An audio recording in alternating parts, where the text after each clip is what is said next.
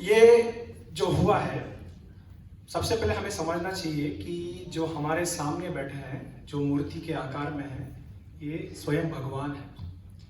अगर आप देखेंगे इनकी तरफ और आप सोचेंगे कि कि हम क्यों बैठे हैं, क्या कर रहे हैं, किस लिए कर रहे हैं, तो ये समझने के लिए हमें थोड़ा सा ऋषि मुनियों की तरफ देखना पड़ेगा। मैं आपको एक कथा बताता हूँ। ये ज़्यादा पुरानी बात नहीं है, करीब 500-600 साल पहले की बात है। एक बहुत बड़े संत हुआ करते थे जिनका नाम है माधवेंद्रपुरी। ये जो संत थे, ये बहुत बड़े कृष्ण भक्त थे। जहां भी जाते थे उन्हें बस कृष्ण का रूप ही दिखता था। जहां भी गए, जिस मंदिर में गए, उनको तो सीधा साक्षात दर्शन होते थे उस भगवान के। घूमते घूमते वो एक दिन आए, आज जिसको हम उड़ीसा कहते हैं। वहां पे आके ऐसे विराजमान हुए थे, बैठ के वहां पे श्री कृष्ण की मूर्ति की तरफ देख रहे थे और देखते देखते उनका अपने आनंद भोर हो रहा था उन्हें। जैसे ही वो बैठ के देख रहे थे, वो आनंद ले रहे थे, उसी वक्त वहां के जो पुजारी है वो भोग लगाने के लिए आते हैं। जो अपने साथ आते हैं वो लाते हैं 12 कप के खीर। जैसे खीर लाते हैं भोग चढ़ाने के लिए, ये माधवेंद्रपुरी जो बाहर बैठे हैं वो देख रहे हैं और सोच रहे हैं कि कितना मेरा भाग्य होगा अगर ये भोग जो कृष्ण को चढ़ाया जा रहा है उसका अगर थोड़ा भाग मुझे मिल जाए।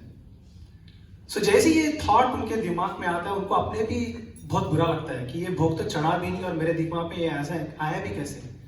सोच के वो उठ जाते हैं और सीधे निकल जाते हैं वहां से, जाके गांव के एकदम दूर में जाके विराजमान हो जाते हैं। और उन्हें बहुत दुख होता है कि उन्होंने ये थॉट आया कैसे। अगर भगवान चाहते तो सामने से वो देखिए, मैं क्यों पूछूं जाके कि भगवान आप मुझे पहले दो। अब वहां पे बैठे हैं कृष्ण भगवान जो गोपीनाथ के अवतार में है। वहां पे वो बैठे हैं, उनके तो देख लिया कि क्या हो रहा है। जब ये भोग चढ़ रहा है, हमारे प्रभु ने क्या किया, उस 12 कप में से एक कप को छुपा दिया। अब आए 12, गए 11। अभी जब पुजारी पूरा भोग वगैरह चढ़ गया, मंदिर को ताला लगा लिया, घर चले गए, सो गए। अब जब वैसे सो गए तो उनको एक आता है सपना में गोपीनाथ स्वयं आते हैं और कहते हैं कि मेरा एक भक्त बैठा है जो गांव के इधर बैठा है झाड़ के नीचे, उसे जाके एक कप खीर दे आओ। उसका खीर मैंने अपने मूर्ति के पीछे छुपा रखा है। जैसे ये सपना आता है, पुजारी उठ पड़ते हैं, सीधा स्नान करते हैं, सीधा मंदिर में जाते हैं। जाके देखते हैं कि सच में वहां पे खीर रखा हुआ है। आश्चर्य हो जाता है कि है कौन सा ऐसा महान भक्त जिसके लिए भगवान ने खुद ने खीर चुराया हो। अब लिया खीर और चल पड़े।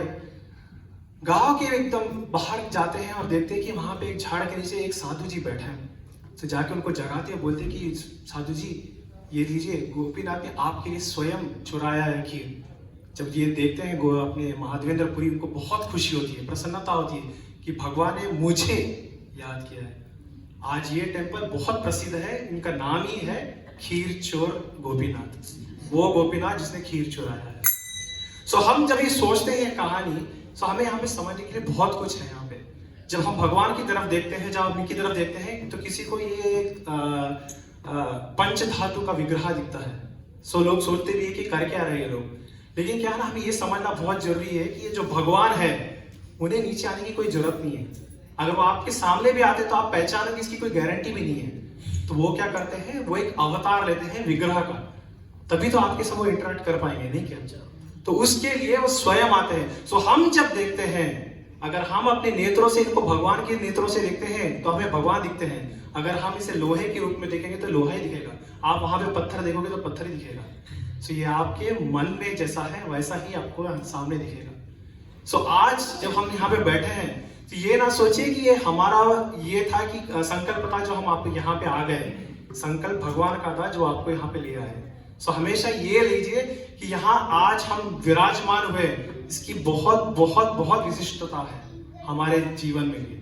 हम हमेशा ऐसा लगे कि जो पिछले 2-2.5 घंटे से जो शांति हम सबको यहाँ पे प्राप्त हुई, हमारी सबका यही संकल्प रहे कि आजीवन यही शांति हम सबको मिले। इसी इच्छा से हम प्रोसीड होते हैं।